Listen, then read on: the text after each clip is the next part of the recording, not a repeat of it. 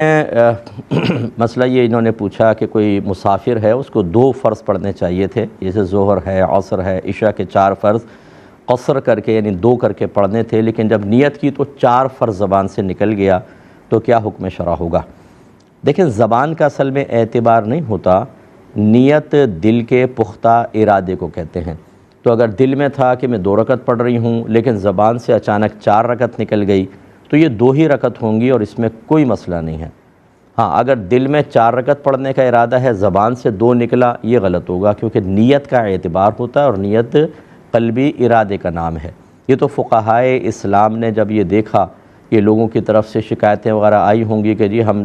تکبیر لگا لیتے ہیں پھر یاد ہی نہیں رہتا کون سی نماز پڑھ رہے ہیں، یعنی وہ دل کی توجہ ہی نہیں تھی، تو انہوں نے فرمایا کہ بھی زبان سے بھی اس کو دہرا لو، اچھا ہے، کیونکہ اب تغیر زمانہ ہو گیا، لوگ پریشان ہیں، خشوع و خضوع کم ہے، ذہنوں کا انتقال آخرت کے بجائے دنیا کی طرف زیادہ ہے، تو زبان سے کہہ لینا افضل اور اولیٰ قرار دیا گیا، ورنہ اصل دل کا اعتبار ہوتا ہے۔ تو آپ نے دل میں 2 کی نیت کی، لیکن زبان سے 4 نکلا، تو یہ 2 ہی ہیں اور اس نیت میں